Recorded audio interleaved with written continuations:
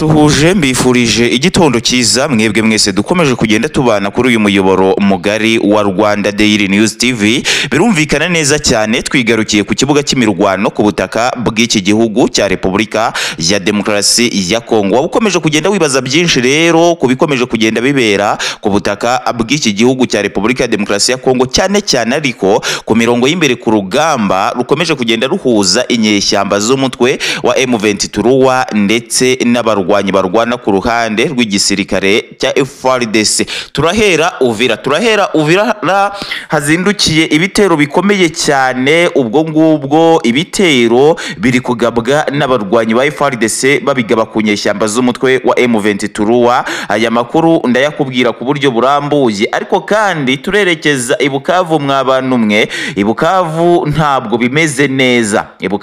bimeze neza, ubwo ni nyuma yuko abarwanyi ba M23 bamaze gufata Bukavu bakaguma kugenda bavuga ko batazayirekura, ariko ni mu gihe FARDC ndetse n'abasirikare b'abarundi abawazarendo bakomeje kugenda bavuga ko M23 igomba kurekura Bukavu uko byakagenda kose. Mu yandi makuru turerekeza Warungu nanone, ubwo ni nyuma yuko haguye abarwanyi benshi cyane b'uyu mutwe wa M23, ariko bikagenda bigirwa ubwiru bukomeye cyane ntibitangazwe. Ariko reka nkubwire nti muri iki gitondo nkuzaniye amakuru menshi aturutse hariya Warungu rwose, ahakomeje kwesurana bikomeye cyane ingabo z'uyu mutwe wa M23 ndetse n'abarwanyi barwana ku ruhande rw'igisirikare cya FARDC. Aya makuru reka nze nyakubwire ku buryo burambuye, ariko mbere yo kuyakubwira ku buryo burambuye mbanze nkwibutse gukora subscribe, ukomantinge ndetse yewe unalikinge kugira ngo amakuru yacu akomeze kugenda akugeraho gatanu kuri gatanu.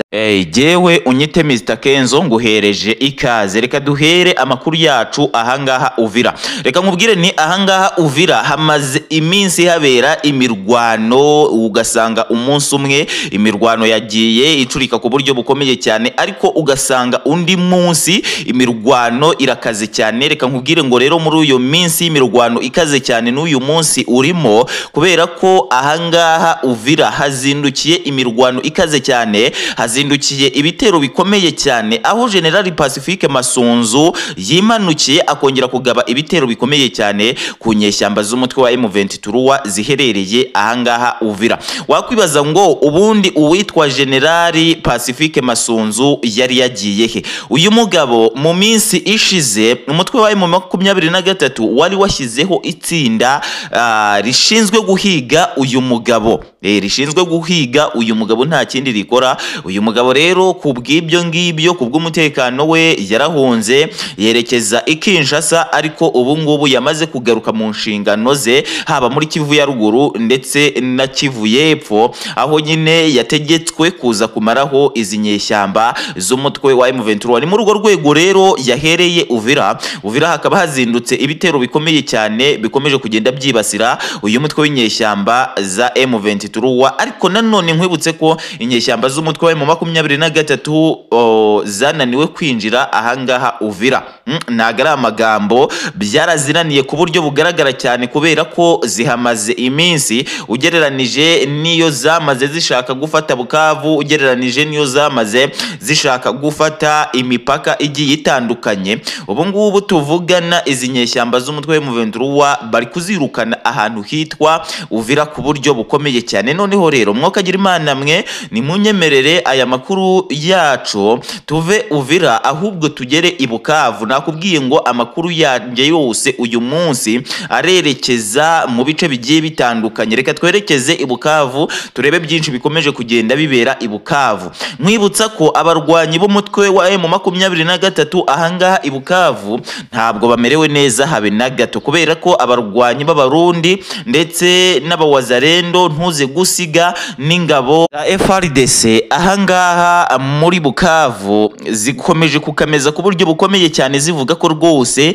zigomba kwirukana izi nyeshyamba z'umutwe wa M23 ahangaha ku butaka bw'iki gihugu cya Repubulika ya Demokarasi ya Kongo, cyane cyane zihereye Uvira ndetse na Bukavu, ngo kubera ko igoma harategurwa kubera isibaniro igisirikare cya FARDC kigatanga akarorero ku nyeshyamba z'umutwe wa M23. Ni mu rwo rwego rero ngo babanje kuba babanza nyine kwirukana izi nyeshyamba z'umutwe wa M23 ziherereye Uvira ndetse ngo bakomereze i Bukavu, hanyuma rero Igoma ngo habere akarorero gakomeye cyane.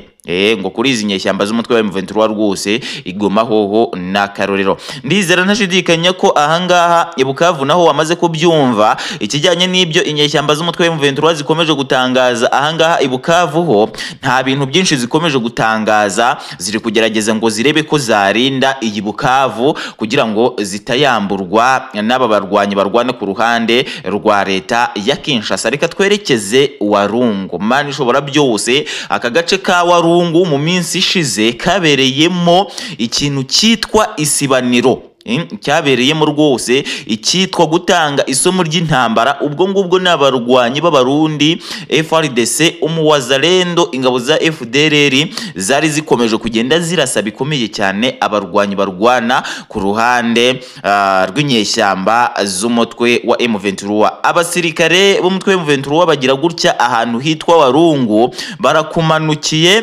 Bakimara kumanuka bagwa mu gico cy'uwitwa umuwazalendo Murundi. Ibyo abawazalendo n'abarundi bakoreye izi nyeshyamba z'umutwe wa M23, ubundi Warungu hashize nk'iminsi 2 handagaye imirambo y'izi nyeshyamba z'umutwe wa M23. Abarwanyi b'umutwe wa M23 bagize ubwoba ku buryo bukomeye cyane, bavuga bati iyi FARDC iri buze kugenda itumarira ku icumu aho buri buze kukera. Ariko noneho nkubwire nti abarwanyi ba M23 ubu ngubu ahitwa Warungu bamaze kuba bagenda bahava ku buryo bukomeye cyane, kubera ko bari bamaze kubona ko icyitwa umuwazalendo ndetse n'umurundi bakamejeje ku buryo bukomeye cyane. Reka nshimire wowe rero twakomeje kugenda tubana kuri uyu muyoboro mugari wa Rwanda Daily News TV. Gusa nkubwire ngo komeza gukora like, ukomantinge, ukore subscribe kugira ngo amakuru yacu akomeze kugenda akugeraho 5 kuri 5. Yewe nitwa Mr Kenzo, ndagushimiye.